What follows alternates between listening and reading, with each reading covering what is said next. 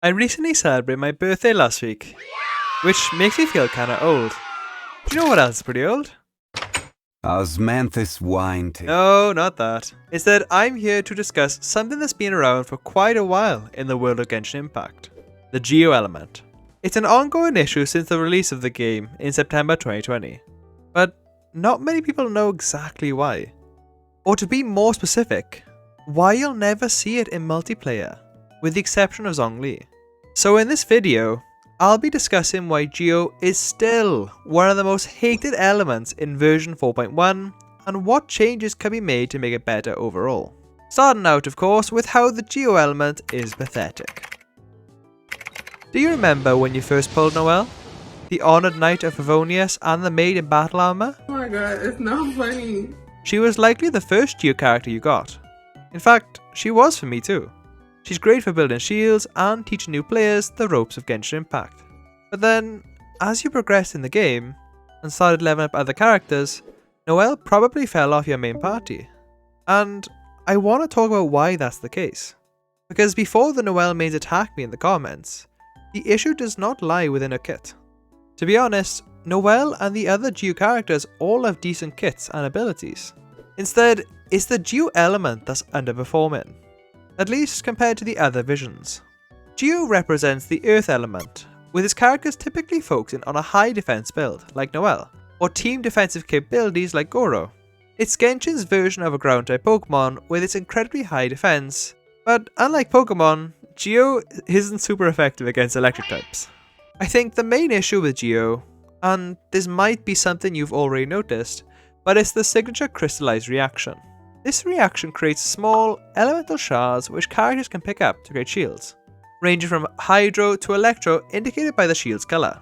And the defensive capabilities of the shield are only strengthened if you use the corresponding element. So let's say for example you use a Hydro shield against Child for example, you'll be able to absorb more damage in comparison to a Pyro shield. It works the same with the other elements, you get the idea. But this is exactly where the element falls short.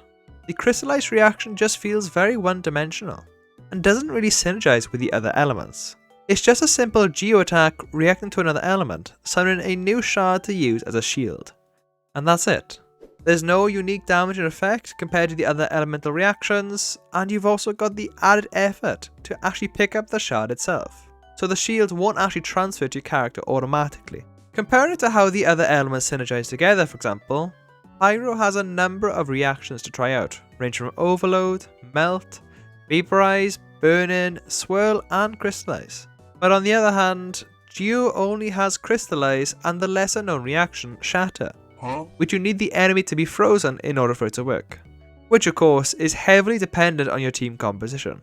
While the other elements have a diverse and dynamic synergy, Geo just falls behind. With the addition of Dendro characters, I thought this element would take the place as the weakest element, due to its new concept and mechanics, but it still showed a lot of promise in the 3.0 update. Meanwhile, Geo remains the same, since the very beginning of Genshin Impact. And while we're on the topic of Dendro characters, I want to add that it feels like a missed opportunity to not have any special reactions between Dendro and Geo. Because we could have seen its own unique reaction, like ensnaring enemies with roots for example, similar to how the freeze mechanic works, which would honestly have been great to implement a crowd control option outside of using Anemo.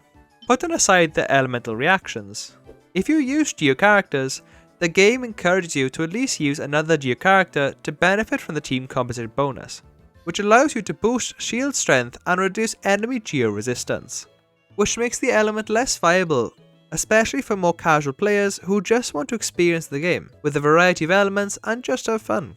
Plus, as you begin to increase your world level and take on stronger enemies, you'll likely find it much easier to have a dedicated healer in your party than someone who can absorb damage using a shield.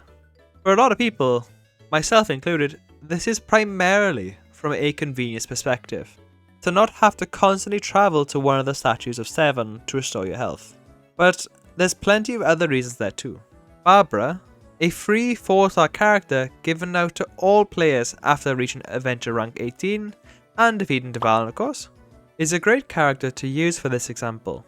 Not only can she synergize with other characters to apply the Hydro element for various reactions like Vaporize or Freeze, But she also has a massive emergency heal for all party members with her elemental burst.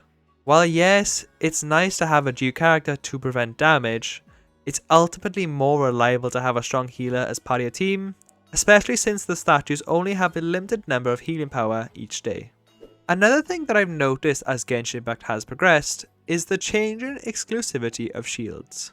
We've had characters like Xinyan and Diona who are both able to create their own shields, while also providing their own unique buffs alongside them. Diona provides the on-field teammate with a bonus defense to Cryo enemy attacks and a reduced stamina reduction, while Xinyan improves their pyro defense while also providing a 15% physical damage bonus, which I'm quite surprised doesn't get talked about enough. With the exception of characters like Zhongli, the Archon and gold standard for the Geo Element with a 1.5 times boosted effectiveness against all elemental damage, there's simply not a lot of value from the standard Crystalise shields, which can easily be substituted by just dodging attacks. This only emphasises the glass ceiling which many Geo characters reach, where yes, they can deal effective damage, but they're ultimately weighed down by the lack of elemental synergy restricted by the Geo Element. Which is a shame because the Geo characters in general have a lot of fun and creative abilities to try out. Ningguang in mind, who I've somehow managed to C6 from just sheer luck. I have no idea how I did it. But she has a very interesting build, but she's held back by her limited synergy in various teams, which is of course the result of her element. If Geo's elemental reactions work differently, I'm sure her usage rate in the Sprial Abyss will be a lot higher. But her role as a DPS unit is outshined by other characters in the meta, and if you're a fan of any shield characters like Thoma, then there's very little value in using a standard Geo character, because if you've already applied Thoma's shield, any new shield shards created from Crystalise will be worthless, because they don't stack, meaning the most important factor is how much one particular shield can absorb, highlighting the many flaws with this reaction, because the standard shields will never provide the same level of shield HP compared to character abilities. So now that we've covered majority of the issues with this element, let's discuss what exactly makes Geo worthwhile, and by extension, how we can make it better. Putting aside the Geo characters themselves, the Crystalise elemental reaction is something that desperately needs to be changed. I think it would be important to introduce one of three changes. We allow general Crystalise reactions to stack alongside main ability shields. This would allow players to get the benefit of a strong stat bonus, like Xinyan's 15% physical damage increase, while making up for the low base HP. This method though has a lot of flaws, because it's more likely to be abused by the Genshin meta to make people literally unkillable, especially when a character like Zhongli exists, which makes my other option a lot more viable for general gameplay. This being option 2. Changing how the shards created from Crystalise work on the field. More specifically from a damage perspective. If we added a timer to the shards where they could explode, dealing AoE damage and apply the corresponding element, like Hydro or Electro, in say roughly 8 seconds as the indicator, this would not only improve the usability of Geo characters on the field, but it would make the useless shards worthwhile, especially if you have a shield active.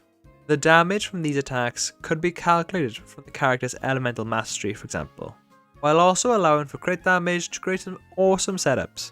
Of course, there'd still be the issue of how the shards would be all over the place, similar to Klee's elemental skill, but this could easily be resolved by allowing the animal element to round up the shards. If you didn't like those suggestions, we can also take inspiration from the team composition bonuses for my last and final option. This would include implementing different stat changes based on the shield's element. Pyro shields could temporarily increase the character's attack percentage, while Hydro shields could increase base HP. It's a relatively small change all things considered, but it would be the easiest method for MiHoYo to buff the Geo element. Of course, these are just some of the suggestions I had in mind. So if you had any alternatives or extra ideas you want to add, please let me know in the comments. As always, thank you so much for watching, and please like this video if you enjoyed. I'll see you in the next video.